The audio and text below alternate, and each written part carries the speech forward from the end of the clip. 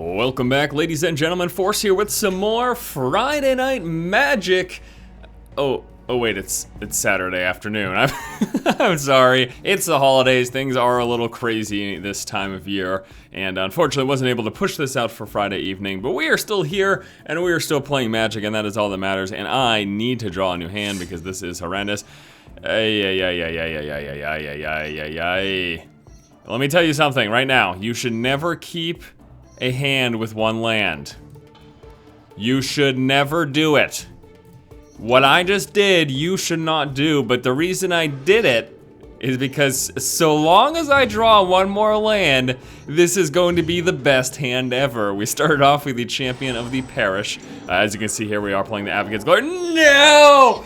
All of my plans foiled, which is precisely why you should never take a hand with one land. So we were still able to get an additional land, so that means we're okay, because we're going to be able to play some creatures. We're going to be able to pump them up with Honor of the Pure, but you have no idea how hilarious this game would have been if the champion of the Parish had just stayed in play. It would have been mighty hilarious, is all I'm saying. Oh, good lord. Oh, good lord. Alright, so there's a Bloodseeker. Let's see, what's this thing? Can't be blocked except by 2 or more creatures. It's got Bloodthirst 2. Bloodthirst 2, I gotta show you guys what these things do. Bloodthirst, creature with Bloodthirst enters the battlefield with number 1/1 counters on it if one of its creatures' opponents was damaged this turn. So that he didn't get counters because no damaged creatures occurred. I was gonna play this first, but because I want to attack, I'm gonna drop an Honor of the Pure. This is going to allow me to attack without him likely blocking. Because these are 2/2s and his 1/1 would die, and there you go. So, but yeah, and the other reason too is because if he does mass damage, now at least he has to do mass damage of 2 instead of just mass damage of 1 to kill the creatures I have in play. Because what I've been worried about is if I had dropped a second Gather the Townsfolk, then this turn he could have like Earthquaked for 1 and dropped all of my creatures, and I'd be completely screwed. Now, of course, in a future turn, he gets a little Earthquake for 2. That is certainly something that can happen. We've got a Mentor of the Meek. We can't play it yet, though. We want to play it as soon as possible, because this allows us to get a nice card draw engine going. And in fact, whenever a creature... Yeah, we are going to want to do this right now. We're going to throw this in play immediately. Although, probably should have attacked first. That's something that you want to do. That way, the reason you want to attack and wait to play stuff until your second main phase is because if your opponent does something during your attack phase, like any instance, at least say he was able to do like an instant mass damage, just as an example, it would kill off this creature. So that's another thing. All right, so he's going to Disintegrate for 3. He'll be taking out, of course, my Mentor of the Meek. Excellent choice. Again, because this allows me to draw cards when I'm playing small creatures, and my deck is pretty much entirely consisting of small creatures, so... It's really, actually, yeah, that's what it is. Okay, so he's gonna be able to chump block here. Again, we're gonna wait till after the combat phase. Like the reason I just mentioned the last thing, I don't want to make the same mistake 2 turns in a row. So we're gonna attack. Looks like he saved for a blocker this time because he realizes even right now, just sitting with these 2 small weenie creatures, still looking to be in a pretty good spot. And I am going to drop.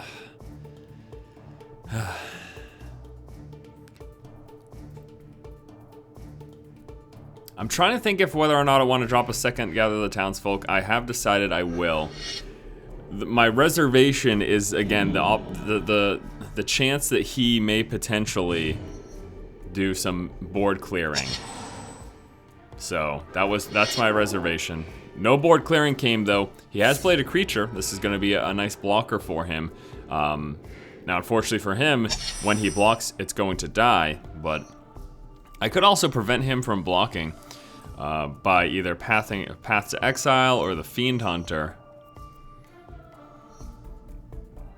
I don't want to give him a land, so I'm going to play the Fiend Hunter. Okay.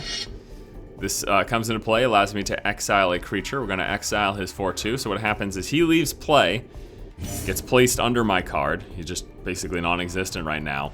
And he will return to play if my Fiend Hunter dies. So if the opponent kills a Fiend Hunter, he gets his creature back. But for now, he's got no creature, and now he's down to 2. Okay, all right. So even opening up, taking that... Okay, he gets a second turn now. He just played a Final Fortune. If he does not win in his extra turn, then he loses.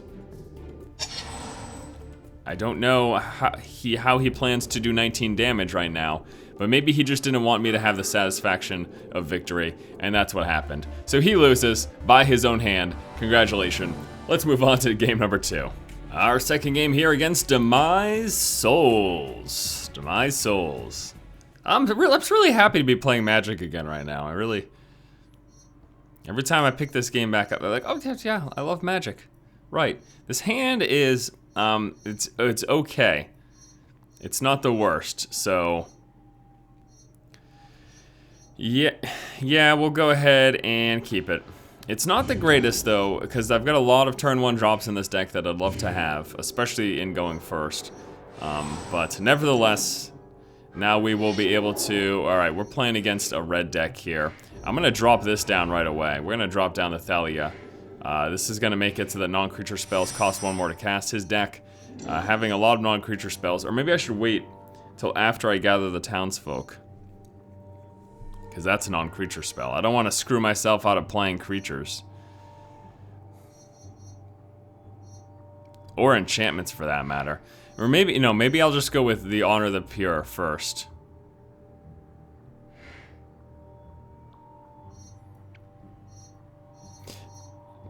Alright, I'm gonna go with the Gather the Townsfolk first. This way, this stops him from attacking freely because he will have to walk into one of these unless he burns both of them. And this again, it's gonna reduce the damage I take this turn, most likely. From 1 to nothing. And yeah, that's okay. That's okay with me. And nice. Ooh, actually, interesting. Champion of the Parish. Ugh, shucks. What do I want to do here? Champion of the Parish is really good. Unfortunately, I can't follow it up immediately with any creatures right now.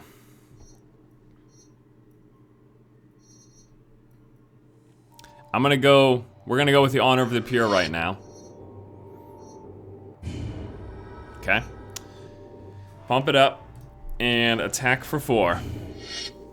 So now we're just focusing this early game on our creatures, and I want to play the... Why is he really chump blocking that? With this card is just such high value. Not at the moment, but it would be in the future. I mean, I suppose in realizing he's playing an aggro deck, he's trying to stave off the aggression, but still, it seems kind of crazy for me. And whenever he casts a red spell, he gains 1 life. Okay. If I draw a land right here, this will be huge. I can Champion of the Parish plus Thalia. Yes! Yes, I was due for a land, so it's not completely like, oh, you got so lucky, super top deck of the century. No, it's actually, that was a fairly reasonable thing to get. All right, so we play the Champion of the Parish first. This gets pumped up whenever we play another human. We're gonna play this human, the amazing human, Thalia. Thalia, while in play, she's got first strike, which is great, making her more effective in one-on-one combat. Creatures of the same power toughness.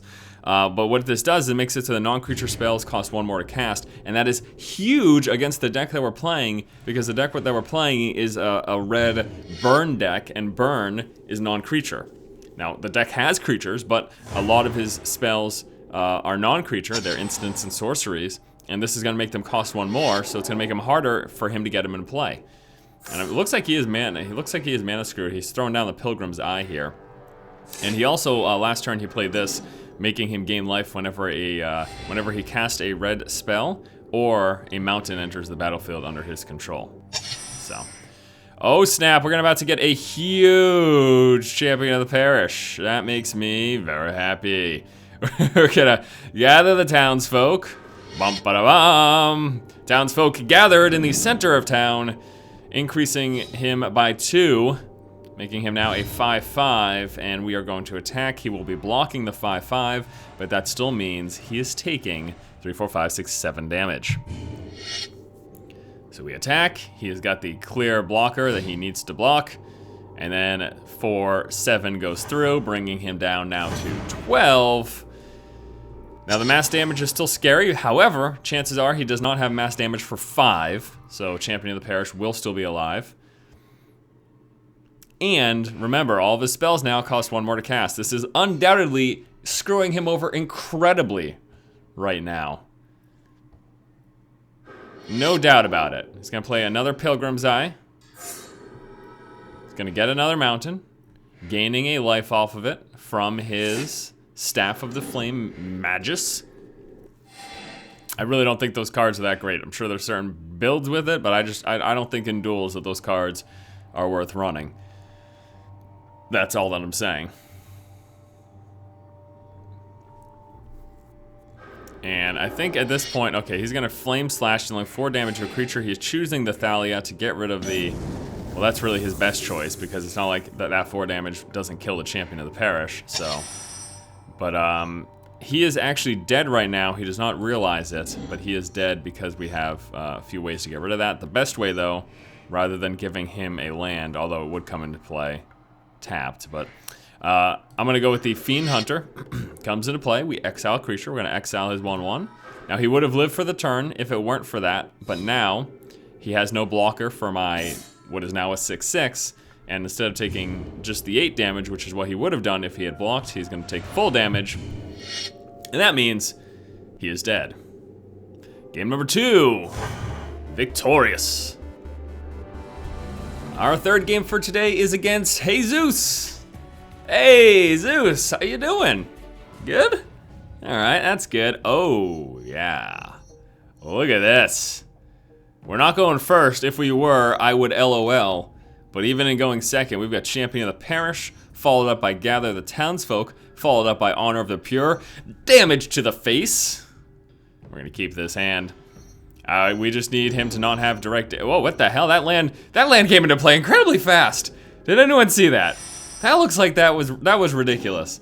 So now he's playing green. So my potential concern is him getting a second land, playing a creature, and then dropping a Prey Upon. That would be my only concern. No, he's playing green-white. So it looks like all is well, and we're about to lay the smackdown, most likely. So here's a Gathered Townsfolk. We're doing this pre-combat. Contrary to prior discussion, this is pre-combat because it has a effect that's beneficial to combat, which is pumping up my champion. So now that we played those 2 creatures, we played our spell, summons those 2 townsfolk, pumping up our champion to a 3/3. And now next turn, so long as everyone lives here, we are gonna play an Honor of the Pure, and it is going to be funny. Now he's gonna have a 3/3. So actually, he is going to have a clear and easy blocker for the 2/2s. So this makes my decision for next turn, in terms of attacking, a little more difficult. We've got a second Honor of the Pure, though. So now my decision became a bit easier. So we can't play both Honors at this turn, but right now, the Honor pumps this guy to a 4/4, which puts him safe to engage with the 3/3. The 2/2s will just die, so this turn I choose not to attack with either of them. Now clearly I could attack with both, he can only block with 1, and then 2 goes through. But I'd rather potentially save these creatures for a future turn, and that's what we're doing. And especially since that future turn will include a second Honor of the Pure, pumping them up then to 3/3s, making it so that I can engage, and if he blocks, at least his creature dies in the process. Alright, so here's 4, and we're going to Honor of the Pure, pre-combat, because it affects combat in a beneficial way. Alright, so now, if he blocks with that, at least his creature dies. So we're going to attack with everything here. He will be blocking. The question is, does he want to trade a creature or stop the 5/5? He chooses to stop the 5/5. He drops a Sigil of Blessing, giving it +3/+3. Giving him a kill of my 5/5. Excellent play, sir. However, he did still take 6 and is down to 7. He's gonna play a second creature. This is a 2/2. It has got Exalted. He can sacrifice to destroy an artifact or enchantment. Looks like he'll be getting rid of one of my champions here, dropping those guys down to 2/2s. And unfortunately, this is actually a tough turn for me.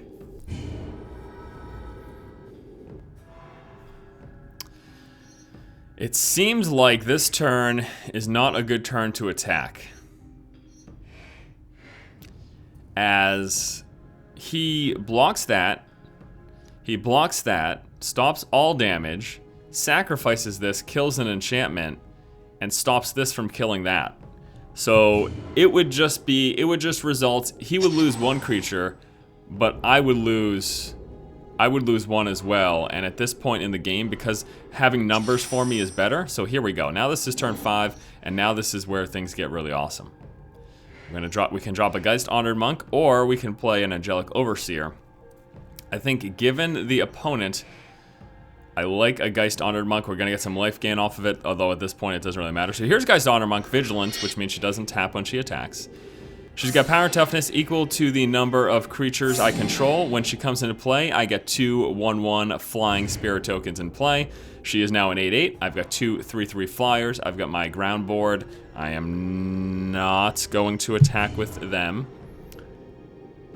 for the same reason as last turn. But this turn, we'll have an 8/8 to attack with. We have 2 3/3s in the air, which he cannot block. Now the question is, does he have... the question at this point is, does he have a fog or something? So, I am going to, let's see. Worst case scenario for his blocking, he blocks that, the 8, so there's 6 going through, and then I just need 1 more to go through. So he blocks that, okay, so this would be enough. I'm gonna attack with everything. And now the question then becomes, does he have a fog? He's got something, he's pausing. So he blocks this, oh my. Here is this a fog? No, he's sacrificing that to kill off that, that's fine. He chose to take the 7. So that's, all right, okay, that's the game. All right, let's get a final game in here, one more game. And our final game for today is against John Bon Jovi. No, it's just against Bon. Bonnaroo. No, I'm not gonna go there. All right, let's take a look here. This is interesting. Oh my lord, look at his deck. He's got a Tower of Power. 93 cards, that means, oh my lord. Oh my lord. Oh, and he's mulliganing. Oh, he keeps doing the mulligan. Oh, he's down to, okay, it looks like this guy's about to leave the game. He just mulliganed, okay, he left the game. I guess we need to find another opponent now. Okay, now this is the final opponent for today. Look, that is a clear reason. It's a clear example as to why you do not have a deck with 1,000,000 cards in it. It just doesn't work. Oh, the opening is so strong, but then I have to wait for... I ran Restoration Angel? I thought I got rid of that. Really? Wow, all right. Well, the opening is really strong, so we're gonna keep it, but I'm worried about after that because our other cards are heavier drops. So that is a perfect example as to why you do not run a crazy big deck.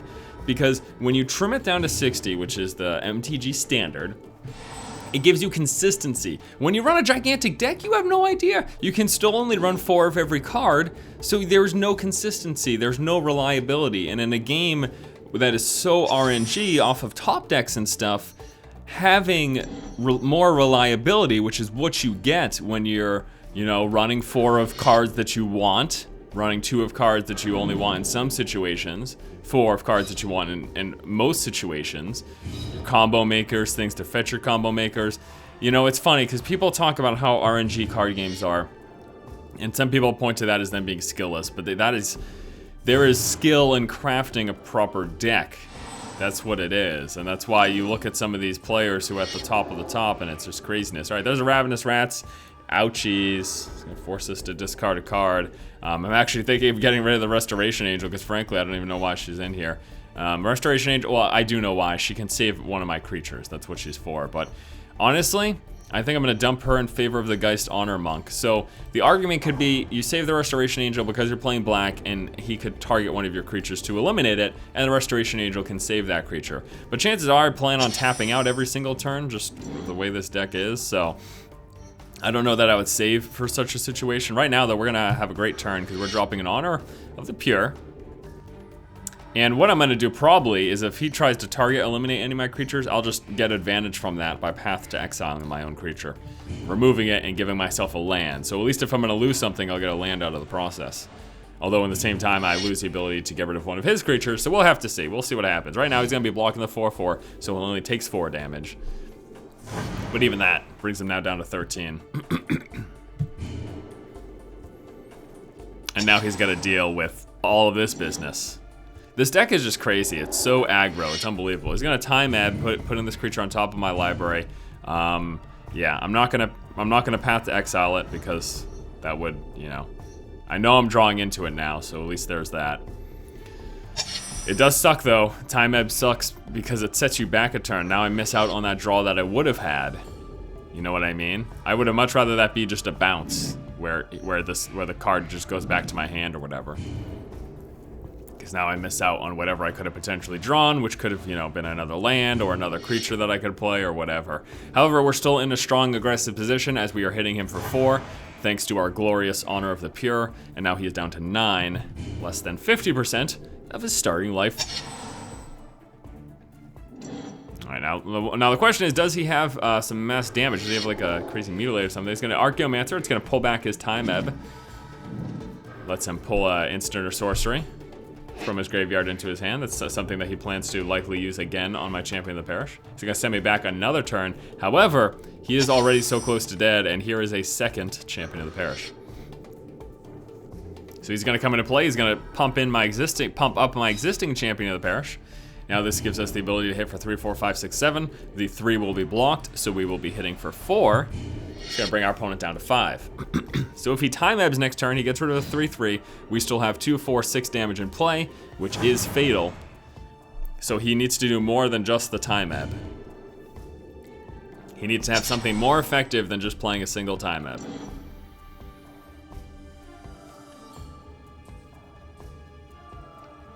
If he stole one of my creatures, say he stole my 3/3, although I guess he would steal it tapped. I think he would steal it tapped. I don't think when you mind control. Okay, so he's gonna Thought Scour me. Okay, that got rid of 2 planes was what was on my top deck. That's actually okay with me, because at this point, I'm not gonna play the Geist Monk anytime soon. I still only have those lands, so I'd rather draw into a small casting cost creature. So I think at this point he's realizing he's screwed. So again, he Time Ebbs the 3/3, and we've got 6 damage in play. He would need to lock down 2 of my creatures, somehow, to not die this turn. And I guess he realizes he can't do that, so he passes the turn. Well, let's see, he could have an instant that's gonna change everything, so we're just gonna move into attack phase. We will swing with everything. And see what he has. What is he talking about here? You had, okay. All right, well that's gonna do it, guys. Let's wrap up by taking a look at the deck. Well, Avakin's Glory sweeps again. The deck is just kind of crazy. It's kind of really good, especially if you build it hyper aggressive. And I'll show you the deck list that we've got running here right now. So I've got this guy, oh my lord, he is, I wish you could get to see him come into play. So it's a 1 white and X, enters the battlefield with X 1/1 counters on it. I can tap it to add a 1/1 counter to it. I can tap it to remove a 1/1 counter, and then put said 1/1 counter on each other creature that I control. Fairly fantastic. Champion of the Parish, a game winner. The card is unbelievable. You get this in your opening hand, and you can follow it up with anything, especially if you can follow it up with a Doomed Traveler. You're gonna be hitting hard very fast. Soul Warden for life gain, only have 2 of those to run. If there were more options, I'd probably run 3, maybe 4, although 2 seems like a pretty good number. Path to Exile, running these because it's nice removal. Your opponent plays something you don't like, get rid of it. Sure, they get a land, but it's an instant, and it only costs 1. We've got the Thalia Guardian. This is great against lots of heavy spell decks, like a Red Burn deck, for example. Some other great utility small white creatures, like the Knight of the White Orchid, the Elite Inquisitor, the Grand Abolisher, all with very cool abilities. This one gets you extra lands if you are land starved compared to your opponent. This one has First Strike and Vigilance and protection from vampires, werewolves, and zombies. In the current meta game, it's pretty much only good against the zombie deck because vampires and werewolves aren't really around right now. Grand Abolisher, this card is so good. During your turn, your opponent can't cast spells or activate abilities of artifacts, creatures, or enchantments. It is so good. What this means is during your turn, as long as this is in play, they can't use instants or it means what it says. They can't respond to what you're doing. They can't respond to an attack, for example, with a spell or an activated ability or whatever. It's really good. Honor of the Pure, duh. This is what allowed me to just steamroll these games today, pumping up all my white creatures +1/+1. Gather the Townsfolk, running 4 of these. In and of itself, you get 2 1/1 white creatures in play. However, if you have 5 life or less, you get 5 of those. But the biggest thing is the Gather of the Townsfolk to follow up I'm sorry, I said Doom Traveler before. It's Champion of the Parish into Gather the Townsfolk is what's a really big turn 1 into turn 2 play. And we've got 4 of both of those cards, so it can happen fairly consistently. Mentor of the Meek, allowing you to draw cards off of playing all of your small creatures, giving you card advantage. Fiend Hunter, just like the Path to Exile, this is all about removing stuff. Same thing with the Oblivion Ring, allowing you to exile creatures. Restoration Angel, I might take it out of the deck. It's good for saving your own creatures. You can be played as an instant because of that flash, and it lets you remove a creature from the battlefield and then put it back into play. So this means if they're targeting it with destruction, you can remove it, and then it drops, the spell fizzles, and then it drops back into play. Angelic Overseer, it's pretty cool. You know, it's got 5/3 flying, and it is indestructible as long as you control a human, which this deck is chock full of humans, so that's probably going to happen. Baneslayer Angel, flying, first strike, lifelink, protection from demons and dragons. The biggest thing, though, is the flying, and the lifelink is what makes this a very, very valuable card. And then the Geist Honored Monk. This is a deck that's all about getting tons of minions in play. This thing has power and toughness equal to said minions. It has vigilance, so it doesn't tap when it attacks. And when it comes into play, you get flying tokens in play as well. So that's a deck list here for my Avakin's Glory deck. Thanks guys so much for watching this episode of Friday Night Magic that actually turned up on Saturday. I know. All right, guys. I'll see you next week for another episode of Friday or Saturday Night Magic. Thanks so much for watching. Keep watching and keep owning.